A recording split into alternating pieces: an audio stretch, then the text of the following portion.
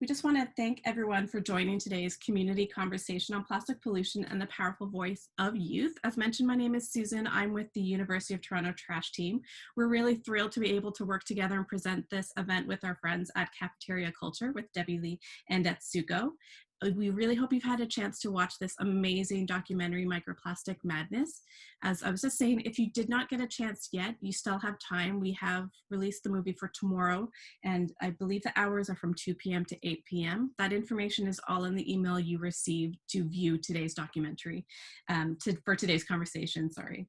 And that is at Eastern Standard Time. So we really are looking forward to get started. Before we do introduce our special guests, I do think it's very important to recognize the history of the lands that we call home. We are thrilled to have people joining us from all over, and we wish to extend these acknowledgements to the Indigenous and traditional past across all territories where we find us.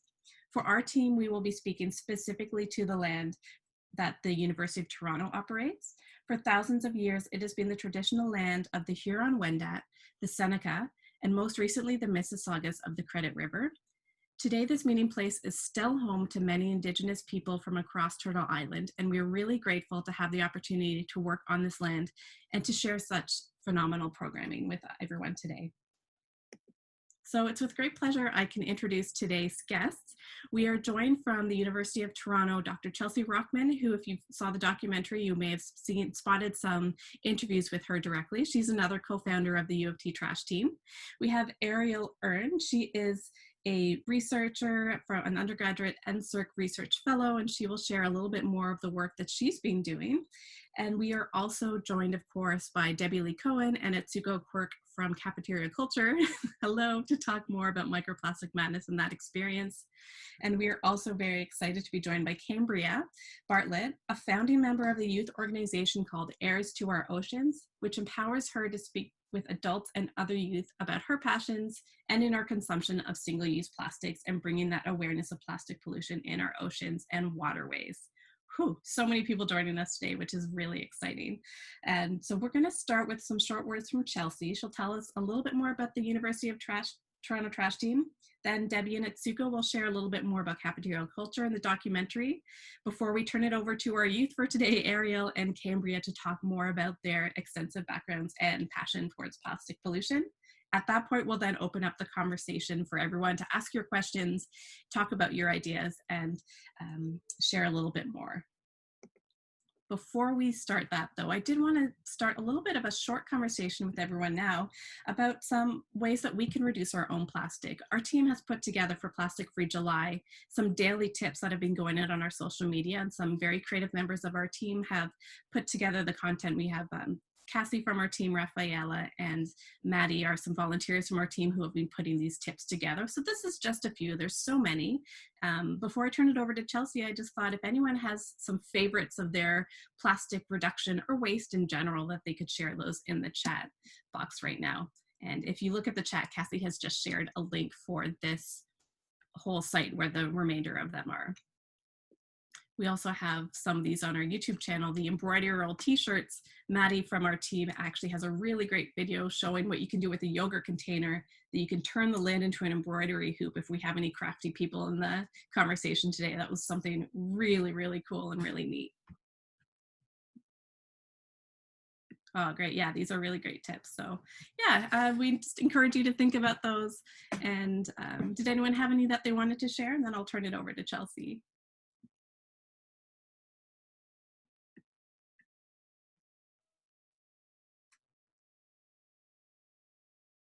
Body care products like toothpaste and deodorant. Thanks so much, Allison. Yeah, so that's another one of the tips that we have on a later day, is that a lot of body care packaging, a lot of that, millions and millions of these, don't have the exact numbers, but a lot end up in landfill. And there's ways that you can work around that by maybe there's recipes to make your own, or maybe even visiting a store to get refills if that's something that's accessible in your area. Chelsea has just started trying to ask for less flyers and coupons in her mailbox, which generates a lot of paper waste and the plastic envelopes that go around. A reusable party decor. Cassie has been growing plants from used jars and containers. See, Julie has shared plastic baggie comes into your possession. You can wash that and use it again. And lots of crafts. This is great. So you can continue to share your ideas, but I'm going to turn it over to Chelsea now, who I'm really thrilled to call a close friend and colleague. Chelsea?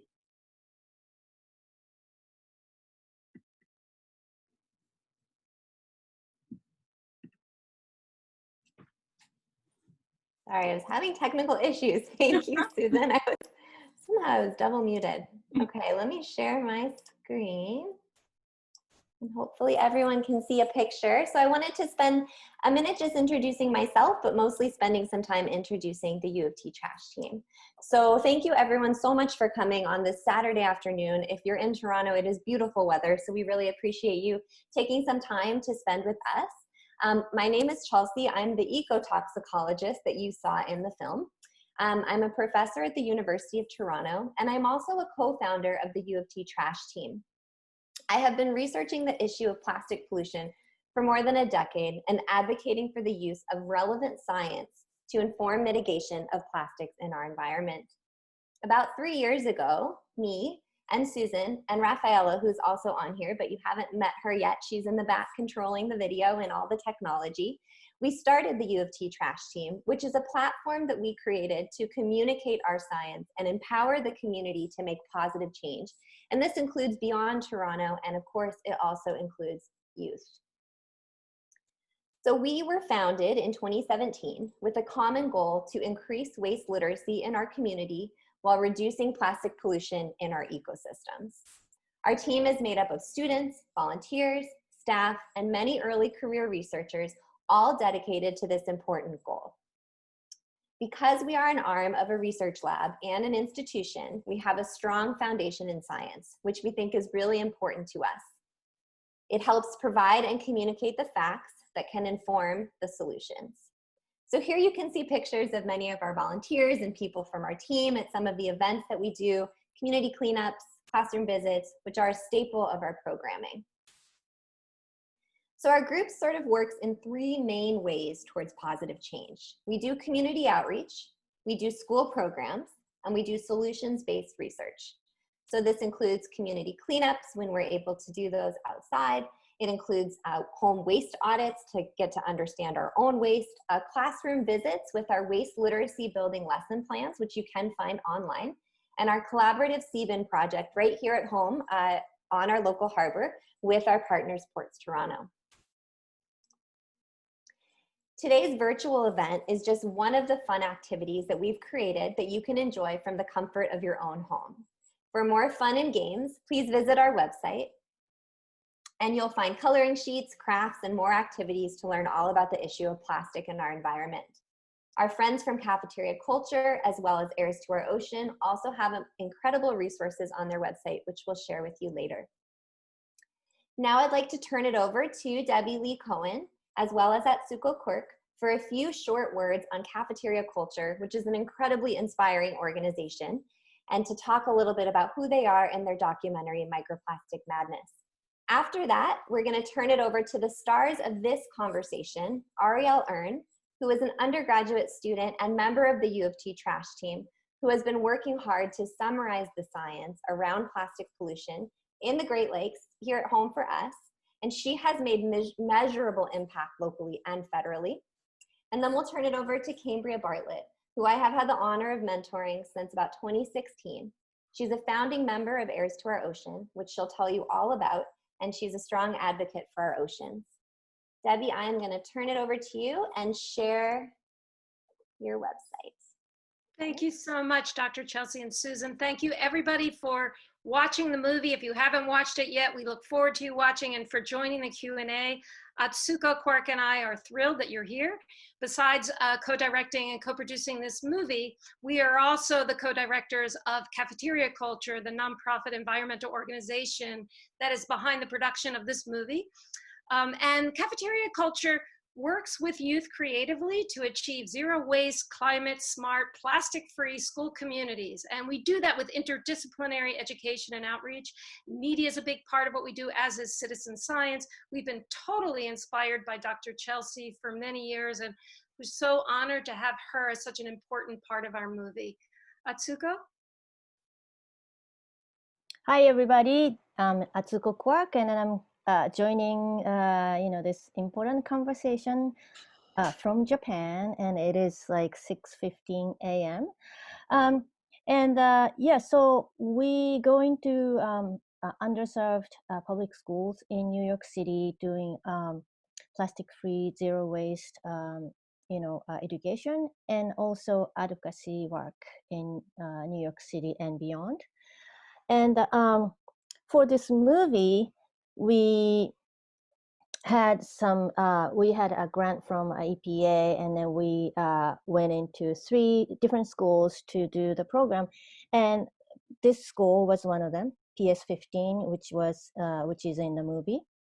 And basically we fell in love with the school, and this storytelling of the students was very, very inspiring, and this needs to be told just beyond us. It has to go out.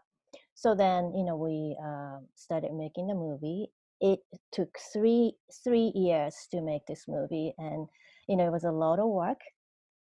And we were in this school for filming for this movie portion for like a year and a half to 2 years, and after that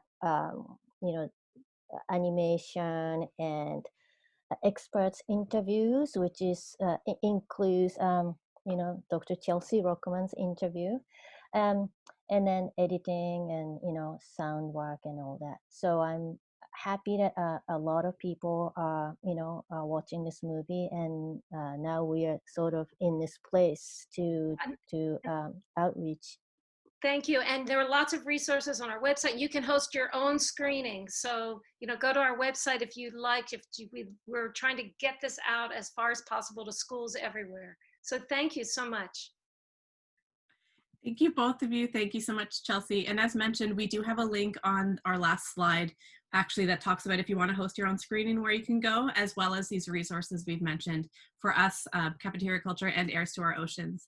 So with that, it's really exciting that we have some youth representation on today's conversation. And I would like to say, well, we do have some fantastic speakers. There's so many incredible youth. So we will kind of end on that note, but we do encourage you to look for the youth in your community and help them continue the great work that they want to do. So I'm really excited to turn it over to Arielle, who has been volunteering with the Trash Team since the very beginning, but has also done some incredible work locally from policy. But I will turn it over to her to speak in more detail before we move it over to Cambria and then open up for questions. Thanks so much, and welcome, Arielle. Hi, I'm just gonna share my screen with all of you.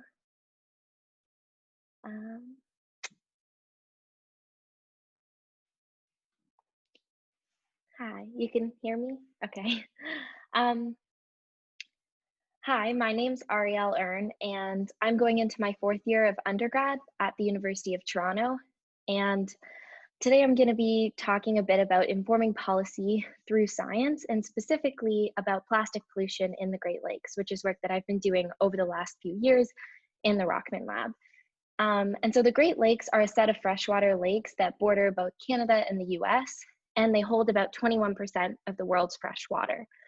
And recently, scientists have begun to think about plastic pollution there and its impact in freshwater. So some background on me, I'm from Hamilton, Ontario, which is a city that's close to Toronto and on the shoreline of Lake Ontario, which is one of the Great Lakes. And Hamilton's really famous for its steel industry, and unfortunately has a long history of steel mills dumping their toxic waste and pollution into Hamilton Harbor. And it's made it one of the most contaminated sites in the country. But what a lot of people don't know about Hamilton is that it's also a place where scientists and policymakers and other government officials have come together and done a lot of cleanup work, trying to clean up the pollution there. And so growing up understanding both of these parts of Hamilton really made me want to dedicate my life to conserving and cleaning up fresh water. And then I was lucky enough in grade 10, my parents decided to move across the country for a year to Vancouver, BC, on the west coast of Canada. And I got to be part of an outdoor education program for a year, where I spent 4 months traveling in the outdoors and learning to live outside in all seasons, but also a place where our teachers emphasized environmentalism, what it meant to be an environmentalist, and how to sort of build environmental leadership in youth, like as 15-year-olds. And they also taught us about sustainable living and how to live more sustainably and think about our impact as humans on the environment. So those were some formative experiences for me that led me to the University of Toronto, where I decided to study conservation biology because of the history of environmentalism in my past. And I also decided to study politics because I find it really interesting. And so that combination led me to Chelsea in the Rochman lab, where I got to be a part of a lot of really cool projects that worked with policy and science together. And there's a picture of me on the screen dissecting a fish.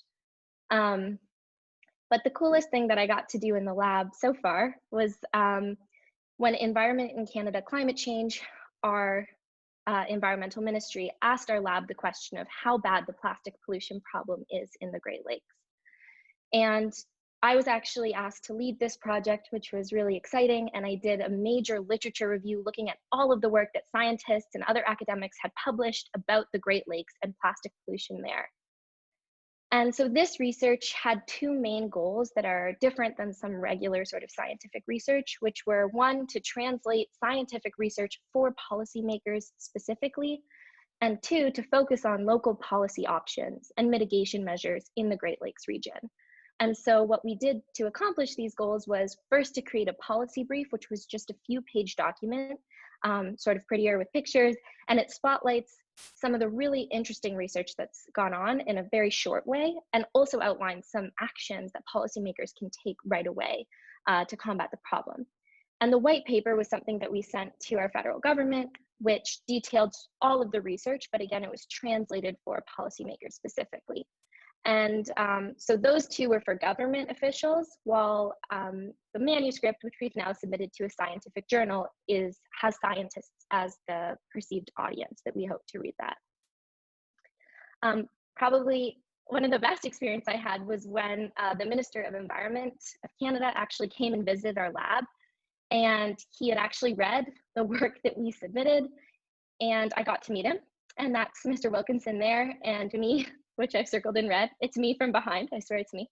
And now what's extra exciting is that Environment and Climate Change Canada, based on all of our recommendations and reading our work, have decided to take the next step and begin to think about microplastics as harmful to the Great Lakes and include them in the regular monitoring of the Great Lakes in the region. And looking into the future for me, I hope to continue to work on these types of interdisciplinary projects that I've got to so far, and to think and act about plastic pollution in freshwater, because a lot of the plastic pollution story takes place in the marine world, but I'm also interested in thinking about its stress in freshwater. Thank you for listening. Thank you, Arielle. That was amazing. We'll get into this in the conversation, but what's been great to see is just the different levels of action that you can take when it comes to plastic pollution. There's different ways to approach it, and it takes different people doing different things. So with that introduction, I will turn it over to Cambria now, who I just met recently, and I'm already inspired by the work she does, and I have no doubt that you will all leave feeling inspired as well. Cambria, thank you for joining us. Yeah, thank you. I'm super excited. Let me share my slides really quick. Can you all see those and hear me all right? Good. All right. Hello, everyone. My name is Cambria. I'm 16 years old and from Northern California, about an hour away from the San Francisco Bay, and a part of an organization called Heirs to our Oceans. Ever since I was little, I always saw plastic in the environment, but I never really thought about kind of the impact that it might have. So when I helped found the organization Heirs to our Oceans, I decided to start researching how plastics impact human health and the environment. And near the beginning of when I started doing this research, I reached out to Chelsea, and I've been so grateful for how she's helped mentor me in learning about these issues. Well, let me tell you a bit more about Heirs to our Oceans. We are dedicated to inspiring awareness, responsibility, and action amongst youth around the world. In these pictures, you can see the first one is a group of youth speaking to congresspersons in California about a bill that would reduce plastic. And the second picture is a girl from Palau helping restore her local ecosystem. And the last one is a picture of us doing some water testing. So we do a lot of out in the field learning and getting engaged in science. One of our main programs is our Summit for Empowerment, Action, and Leadership, or SEAL. This is a picture from last year. We had 40 youth from around the world: Nigeria, New Zealand, France, Saipan, Palau, Marshall Islands, California, Kentucky. It was a really incredible group. We were together for 2 weeks learning about these issues that face our waters and working together towards solutions. We went on the field to learn science. We developed public speaking skills, developed empathetic leadership skills, made movies, and so much more. So like I just mentioned, one important part of Heirs to Our Oceans is public speaking as a way to raise awareness and work towards solutions. So here's a picture of an heir from Nigeria and an heir from the Marshall Islands speaking at the United Nations about how climate change has impacted their daily lives. I also engage in a lot of public speaking, like this event online and also at schools. This is a picture of me presenting at a 3rd grade class a year or 2 ago. I've also talked to congresspersons and scientists like Chelsea and at conferences. Since plastic pollution is such a huge issue, that's definitely something that we've focused on in our organization on a couple of projects. Here are some more pictures. This first one is an art piece that we made out of plastics, and some youth from Palau, which is a tiny island in Micronesia, made this, and it was hung in their governor's office. And then on the right is a picture of us doing a brand audit, which is basically when you go out into the environment, collect trash, and audit the brands that you find so that we can put pressure on corporations to reduce their plastic. And then down here at the bottom is a picture of some 5th grade youth who spoke to their city council and worked to ban single-use plastics in their city. We are connected all over the world and focus on this purpose of protecting our waterways. And our goal is to empower all these youth. So thank you so much. I'm really looking forward to the questions, and I appreciate this opportunity to speak. Great, thank you so much. And I will just highlight this for you. Cambria, Atsuko just made a note here that you should introduce some Japanese youth to you and your organization. Yeah, that would be wonderful. Awesome. Okay. So we're going to turn it over to the Q&A portion now. And this is how it's going to work. You will have the option of continuing to use the chat to ask questions, but we'll start. If anyone wants to ask questions out loud, you will use the raise hand feature. And to get that, you should have a box that you can open that says participants. And in that participants box, as you can see circled here, it'll say raise hand, and then we will see that you've raised your hand. We'll then take you off of mute so that you can ask your question. And at that point, if your video is on, you will show in the recording. So if you don't want that, just make sure your video is off. So just give everyone a moment to navigate the Zoom features to make sure you can find that. We'll see if we have anyone who has raised their hand, and then we will say I'll say your name so that you know we're about to let you ask your question. Of course, if you prefer to use the chat, you can ask questions in the chat. So as a reminder, we have representatives from Cafeteria Culture and Microplastic Madness, Debby Lee and Atsuko. We both have from the university some representation from Chelsea and Arielle to talk a little bit more about the science side. And then we have Cambria, who just spoke from from Heirs to Our Oceans. So you can ask questions of anyone specifically, or just a general question, and then we can get those going. So while you're finding that, I actually have a question for either Debby or Atsuko. Just kind of curious to the documentary, and I know there may be a few people here who haven't had a chance to watch it yet, but it'd be great to hear, since the documentary, if there's any updates that you have that you can share with us from the class. Thank you, Susan. Just quickly to let everybody know, one of the amazing outcomes of the movie was that at a Q&A similar to this, but in person, soon after the movie was premiered, there was a panel with the school food director from New York City and some of the students who were in the movie. And a question came up about leading a New York citywide plastic-free lunch day.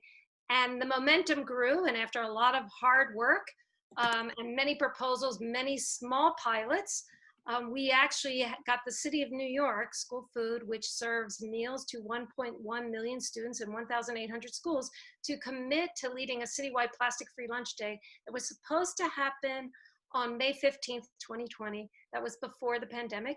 So, and they're still committed. The school food directors and Department of Ed in New York City are still committed to leading this. And I mention it especially now because it's so disheartening at this moment in time where it seems like we're taking 2 steps backwards with all of the plastics, single-use plastics that are being used because of in the name of the pandemic, when we should really be thinking about the health implications, and that it's actually a great moment in time to push forward with a plastic-free lunch day at your school. Even if the protocols have changed, there's probably going to be more plastic, single-use plastic packaging used than in the past in many school districts. And we want to do it with you, so let us know. We're excited to partner with school districts everywhere. Yes, the shift to times of a pandemic, the topic of plastic has been definitely has posed some new challenges in terms of the increase in usage, but still, wanting to reduce where we can, but not pose any health concerns. But we do know a lot more about that now. Okay, so I see one raised hand question and some popping up in the chat. So I'm going to go to the raised hand first. It's either Menu or Mateus. I'm going to take you off mute. You can go ahead with your question. Hi, my name is Manuela, and I watched the movie today, and it was really good. My question is, how did you get the idea to make the movie? Okay, maybe I can answer that question. Thank you so much for watching, and it's great that you are interested in this issue. So as I mentioned before, that we were we had a chance to go into the school to run the program, but that school was very special and very inspiring.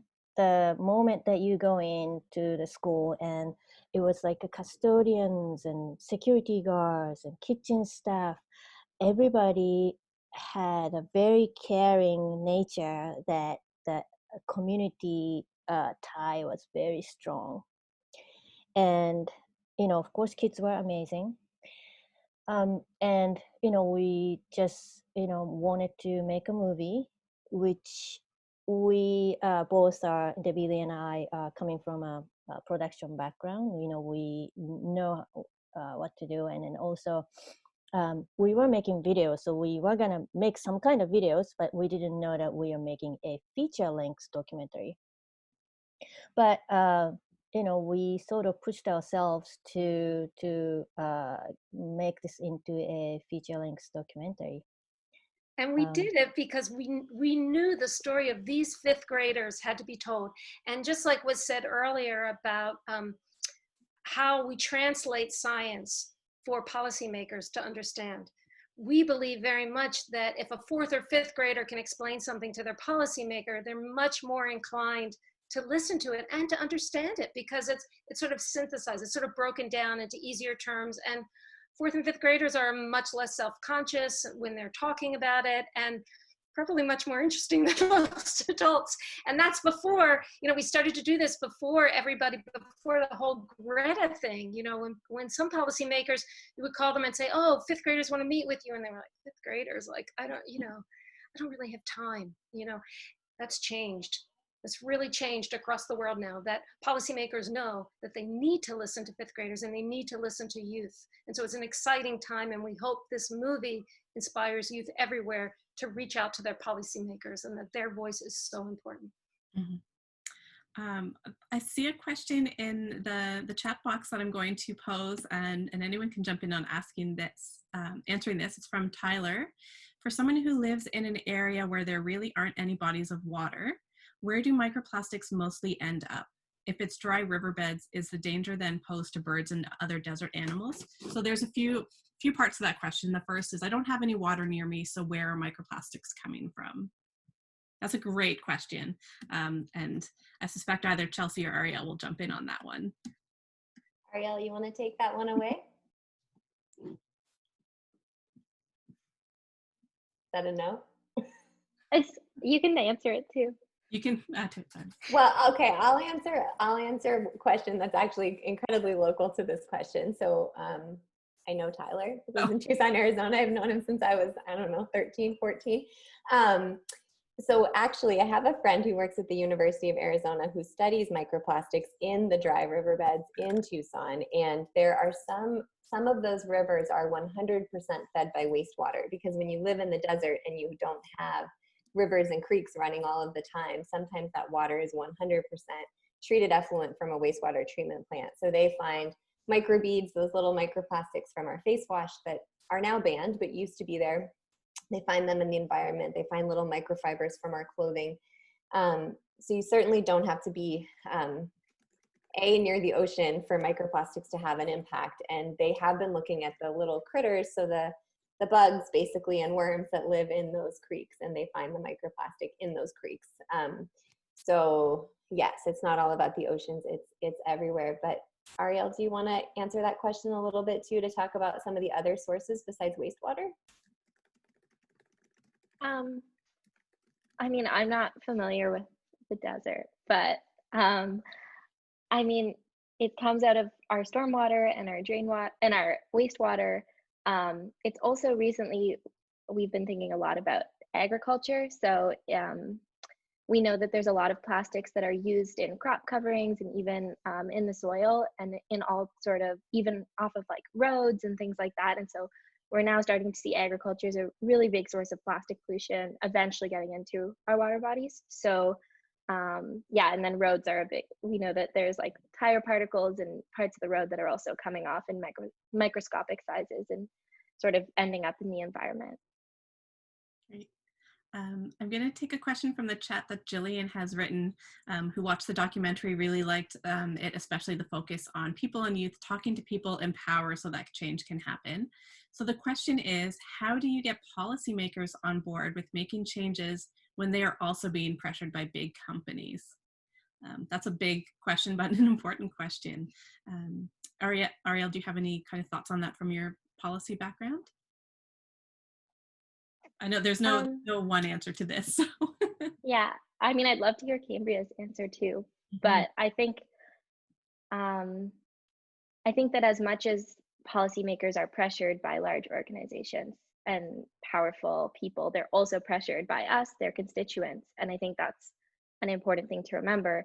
And a lot of policymakers are also they live in these places and they're also concerned about the environment. And so oftentimes I think sometimes we're just not communicating the information in the right way. And so that's some of the work that I've been doing, thinking about how do we make the problem more visible and how can we translate this better. And I think like a documentary like this does such an important job of that.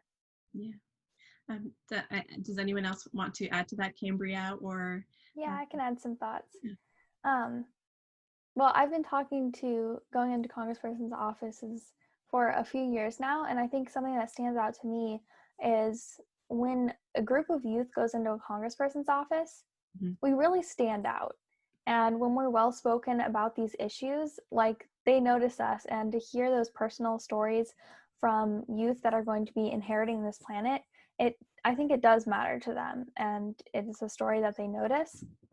And also I think another like important aspect of talking to them is including information. It's not only impacting the environment, it's also directly impacting human health. And I think that's a priority that they definitely have, and that information stands out to them as well. Great. Just a quick follow-up question for you. I believe that's Manuela has asked in the chat if there's Heirs to Ocean also in Canada. I do believe there's a couple like individual heirs, but I don't think we have any chapters there. Okay. Are they in Toronto, Cambria? I'm not sure. We'll have to find out. Yeah, we will leave the information, the email for the organization that you can follow up with them directly, and maybe there's information on how to get one started. Yeah, for sure. Yeah. And that's exactly what Julie has, who's also from Heirs, has noted would they like to start a chapter. And then not a question, but a comment from Debby Lee in the chat that I'll just read for everyone is to make sure you know where your policymaker campaign contributions are coming from. Yeah, very important, and call them out if they're taking money from other polluters. And can I just say one other thing, that that's also where citizen science is so important, that you come in with the data. And we really, you see that in the movie where the students come in and they have collected data that New York City does not have. How powerful is that? Yeah. We just spoke a lot about, youth speaking directly. I've got a general question for everyone. Maybe I'll ask this of each person. We can start with Cambria. What advice would you give to other youth who are interested in making a difference? I think the first step, well, a couple of things. Mm-hmm. I think it's really important to start learning about these issues and watch documentaries like this, do your own research online, get involved in whatever your community has action-oriented, and connect with other youth or other people that are working on these issues. Because I think having people around you that are also passionate about it really helps, empowers us and keeps us going. Arielle, do you have any things to add? I totally agree. I think it's really important to have people around you. I think also finding something that you care about, whether it's like where you grow up or something specific that you feel really passionate about. I think that's when you can really make the most difference. Yeah. Great. Thank you both for sharing that. Just going to see if the chat. Okay, it looks like we had another question. Of course, Debby, Atsuko, and Chelsea, if there's to any of these questions that we're asking, if you want to answer, just start talking and pop in with your answers as well. Can I answer the youth one, even though I'm not a youth? You were. I'm 9 years past it or something like that. No, I think the most important thing for the young people who are listening, or for their parents to tell the young people that might be in their home, is that I think youth don't always know the power that they have and that they can use their voice, right? I think, I didn't appreciate that until I was older, and I didn't do a lot as a young person because I didn't realize, but the truth is you can mobilize cleanups, you can write letters, you can go talk, you are the constituents of these people in government, you can go talk to them, and hey, you can even start your own organization like Cambria. So just know that you are an equal person, right, in the country where you live, and you can use your voice. And can I add one last thing to that? Also, just saying that also that education is so important, and it's not just formal education, but as youth of all ages, that you have the power to educate people your same age, but also people much older than you. And that's something we tried to portray in the movie. We do it a lot in our work. Sometimes we call it formally reverse mentorship, but a fifth grader can teach a high school student, and a fifth grader can teach their parents, and a fifth grader can teach senior citizens. And there are all these opportunities that we don't always think about, but that are available in the community and are very powerful opportunities to bring new people into the movement. So we're not always preaching to the same people who already believe that we should reduce single-use plastics, for instance. Absolutely. We have another microplastic question in the chat from Tyler. How close are we to knowing how harmful microplastics might be to humans? I think that might be my question.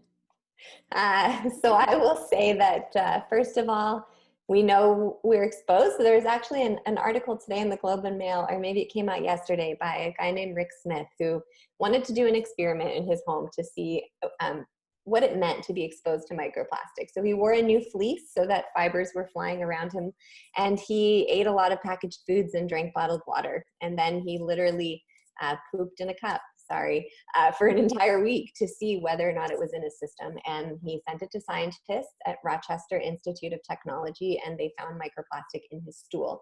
And this has also been shown in the scientific literature that microplastic, it's in the drinking water that we drink, it's in dust, it's in the air. So the real question then is, does it matter? What is the toxicity? And for a long time, there weren't a lot of scientists that were researching that. There's some scientists that have said, the chemicals that are on the plastics. We know some things about them, that how they can harm humans, but there's starting to be papers that are coming out that suggest they can interact with our cells and sometimes cause some issues in our, I'm trying to not get too technical here, but basically they can cause some issues in our organs and cause inflammation. So we're only just now starting to understand, which is why reducing the plastic that goes out in the environment is important, because we would like to be exposed to less of it. So we sort of don't know, but we don't totally not know anymore, and we're starting to understand something about risk. Great. There was a question asked and answered in the chat. I'll just share that with everyone in case they didn't spot that, from Adriana asking, are there schools in Toronto that have similar programs or initiatives to that in Brooklyn? And there's the Eco Schools program. So if a school is an eco school, they tend to have eco clubs and similar programming that might have some type of initiative. And if you're at a school that isn't an eco school, they can look to becoming one, and as well as working with our UofT Trash Team programming to see what can happen. Looks like we have another question that popped up here from Jillian. Inspiring to see how engaged kids were in the documentary and how many different things they were learning: data collection, research, activism, public speaking, writing proposals to make their goals happen. So this is for cafeteria culture. Has cafeteria culture been working to create these opportunities outside of New York or in other countries? Yes, I'll start and then let Atsuko take on. One of our principles is that we develop and pilot curriculum that then we share for free. So we've been doing this in New York City. We do teacher trainings. We work a lot with Department of Ed. Because of the movie now, and also interestingly, because of the pandemic, we now have increased our national and international audience very, very quickly in the last 3 to 4 months through virtual screenings and remote learning. And so now we amazing opportunity. We share our curriculum for free. We have Unit 1 already done. Many teachers in New York City have used a beta version of it for the past 2 years, and we will have that on our website hopefully by the fall. And the curriculum actually is parallel to what you see in the movie. So often where you see a documentary movie, afterwards somebody might say, oh, let's make curriculum to go with the movie. In our case, the movie was born out of the curriculum. So it's exciting. We've tested it on afterwards. We have some curriculum that came before. We have some games online now. So you can use some pieces of the curriculum. You might take one lesson or one activity, and that's just there, easy to use. Or you might, as a teacher, want to use a whole unit, and it's also very interdisciplinary. So an ELA teacher, an English teacher could take it, or a science teacher could take it, or an art teacher could take it. And that's our goal, is that people everywhere can use it. And we hope some of it will be translated into German and Japanese very soon. Right. Yeah, and then also I just want to add to that we go into schools that has tremendous challenges daily. So we're not going to really high, standard schools. We go into schools that students are coming from public housing, some are from shelters, a large portion of large ratio of special ed students, and so it is not a school that we can just go in and do, and the students are ready. But our classrooms are like kids going running out the classroom, or like all kinds of behavior issues, or those classes that we work with. So because we think, if our program, our curriculum works in that kind of situation, then of course any schools can actually use it.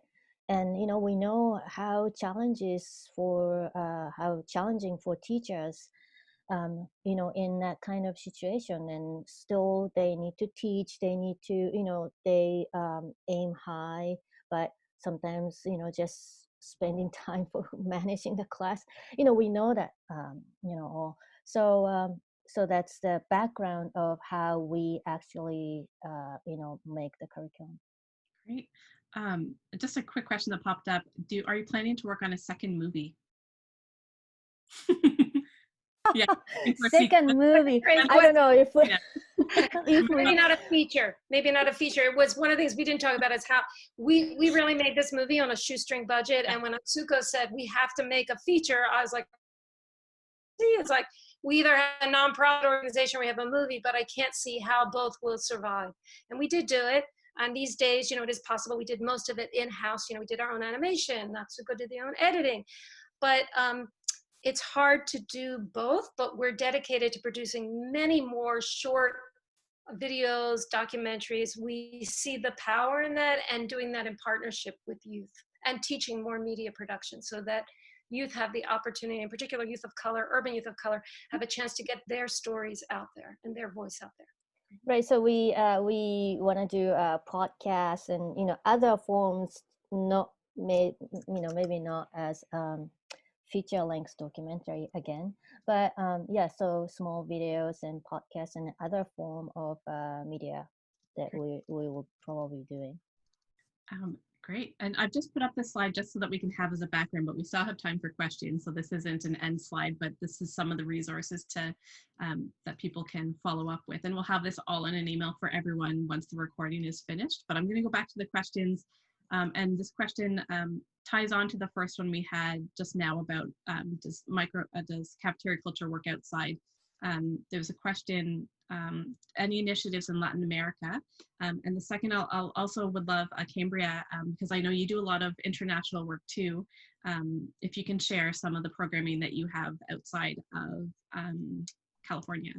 So just to recap, just a quick question for cafeteria culture, anything happening in Latin America, and then turning it back over to Cambria just for some more context of the international work you do.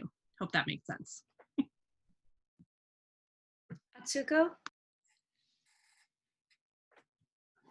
Yeah, so I went to actually Guatemala and presented the movie, and it was an eco school conference for all Central America.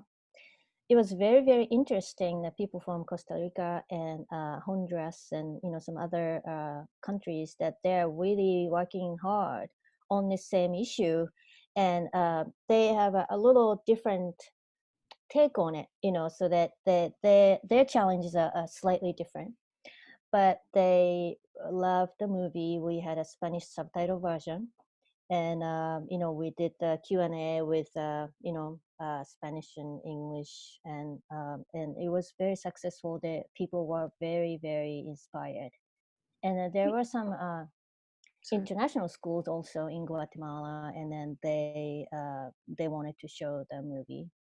And So, we you would know, like to have a Spanish dub. We have a Spanish subtitle version, but we very much like to find the funding to make a dubbed version of Spanish, but we don't have that funding yet. So if anybody knows of someone who's interested, please get in touch with us. Also, somebody mentioned in the chat about the French subtitle version. One of the film festivals now in Germany and Switzerland and Europe, they are making the subtitle version for the movie, and then hopefully we get the subtitle file and, you know, make like a initial version of subtitles in French and other a few other languages. You know, that's we're hoping. Yes, that's great. I mean, it just speaks to the, you know, the interest of this is truly global. So to be able to reach all different peoples and languages is there's a lot to do to make that happen, but it's great to hear that you would like to do that and are just simply looking for the resources to make it happen, but you already have made a start on that. So wow, we've got a lot of questions. Let's just sort through them. As I'm going through the questions, Cambria, I'd love to hear a little bit more about the international scope of Heirs to Our Oceans. You mentioned some of the other chapters available. Yeah, not a specific question, but just kind of sharing the international work and reach that you have. Sure. We are definitely focused on a lot of international work. All of those programs and actions that I shared in the presentation were international. Like I mentioned, I talked a little bit about SEAL. The first 2 times that we hosted that camp was in Palau, which is a tiny little island in across the Pacific Ocean from California. And we have quite a big base of heirs there. And then last year we hosted it in California, but it's still an international camp, and we scholarship about 4/5 of the youth that come there so that we can get underprivileged youth of all backgrounds and all places to participate and hear their voices. Thank you. Scrolling back up, Natasha, who's also with the UofT Trash Team, asks a really great question about policy that I'm going to turn over to Arielle to comment on. Anyone else can jump in as well. Talked a lot about encouraging policies that reduce the entry of plastic in the environment, which is great. We also know, though, however, plastic stays for a really long time. What kind of political efforts have there been to reduce the huge amount of plastics or microplastic already in the environment? That's a big question. So Arielle, if you can take that first, and then if anyone else would like to contribute to that, just pop in to answer as well. I don't know if someone else might have a better answer, but I think for the most part, from what I understand, is that yes, plastic stays around for a long time, but especially since we're talking about microplastics, it's a lot easier to mitigate them, like to stop them from entering than to even think about cleaning up. And I think we're starting to engage with a lot of engineers and thinking about these interdisciplinary projects of how to remove the microplastics from water in a way that would actually be global or in some way. But I don't know that there's anything right now. But I do know that when we like take plastic out of the oceans and out of the lakes and all these things, like those plastics are breaking up eventually into microplastics. And so we can almost think about that removal as sort of removing microplastics of the future. Thank you. Did any of the other guests have anything in terms of going back to the question, any political efforts about current levels in the environment? Okay, it's a pretty big question. But cleanup is hard. I think there's, you've got some grassroots efforts for cleanup, but on a political level, it's mostly reduction. Yeah. Yeah, that's great. So we still have about 5 or so minutes for more questions. So if you have a question you haven't had a chance to ask, this would be the perfect time to add that into the chat. Just looking back, so there's a lot of interest in getting some different languages for the film. Portuguese has been suggested in here, as well as French, not just for that, but for also lesson plans. And just a note on that, we also have lesson plans that are currently in English. We also would love to be able to offer them in French, and that would be something that we would seek kind of in the future if there's potential to translate them too. It's on our list of interest as well. Let's see.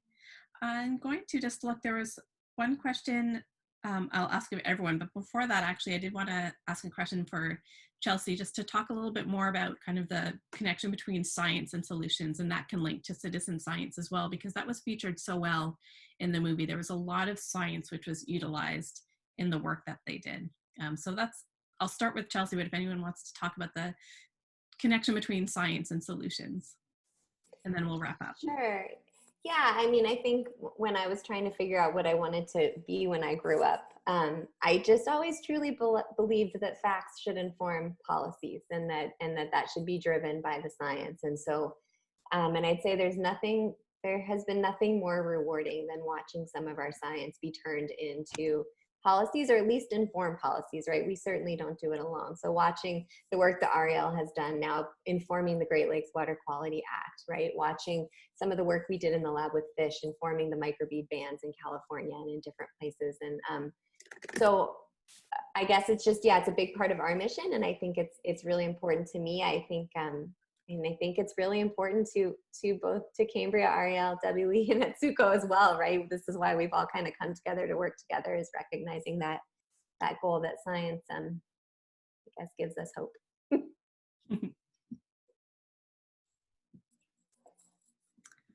Did anyone else want to add to that before? Yeah, I just want to add a little bit that science, of course, science informs policy, but on top of that, the data, and for us is the visualization. Data and strong visual works really well, and then that actually enhances a lot for the effort. So if you are taking the data, any small data at your home that you can do, think about it, and take a photo and a small video, that goes a long way, instead of just having data or just having numbers.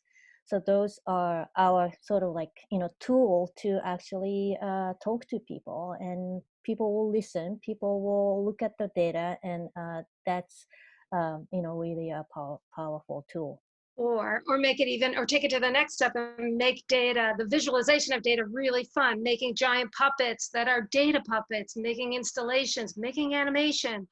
You know, some of those things, almost everybody can do stop motion animation and kids love it, and how you can actually use data to actually engage people who normally wouldn't be engaged in the topic.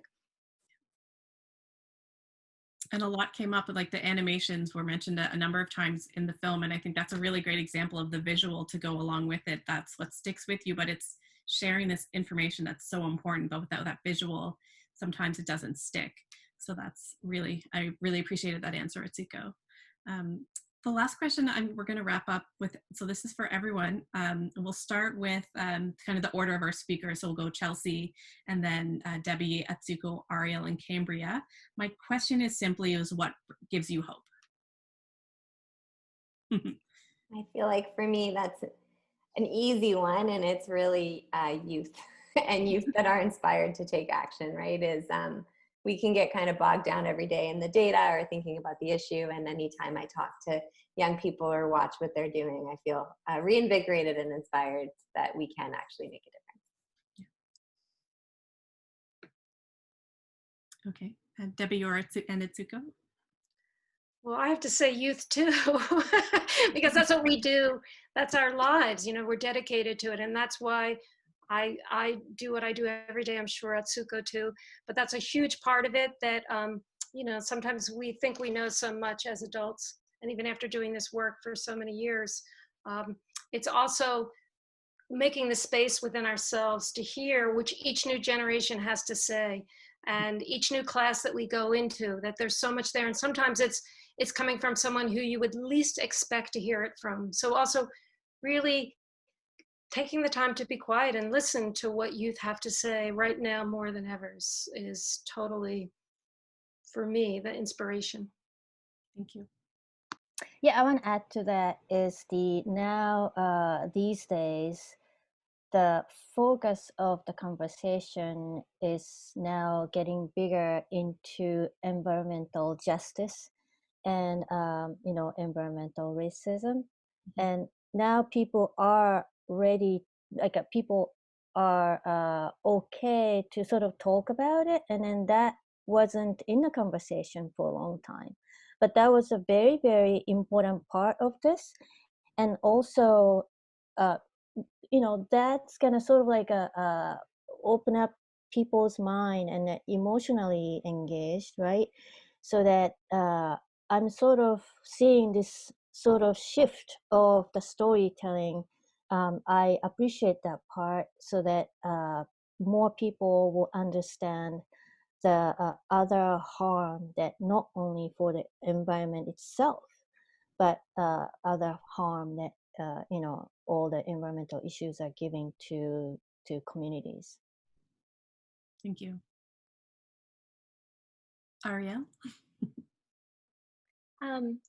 I guess what gives me hope is like meeting new people and like hearing new things about just like all of the amazing things that are going on. I think people who are younger than me doing unbelievable things, people who are older than me who are doing unbelievable. It just feels like there's so many people in this effort, and when we connect with them, especially in this day and age with Zoom and everything, it feels big, and it feels like there's hope, a lot of it. Thank you.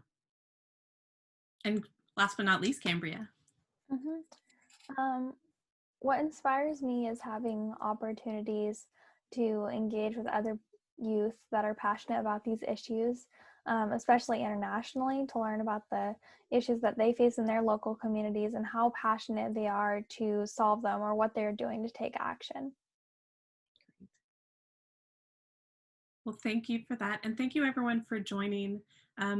It's been a pleasure to have everyone. I know there's probably more questions that you may think of afterwards. So all of our contact details are up on the slide here. There's the University of Toronto Trash Team, Cafeteria Culture, and Heirs to our Oceans general emails, as well as all of the various social media channels, and then our websites as well. So there's an abundance of information to get more action. And the conversation today doesn't stop here. We hope that if there's any youth who have joined us today, that they're feeling inspired to use their voices. Your voice is so strong. And then if there's any adults too, to I can't remember if it was Debby or Atsuko who said, is listen.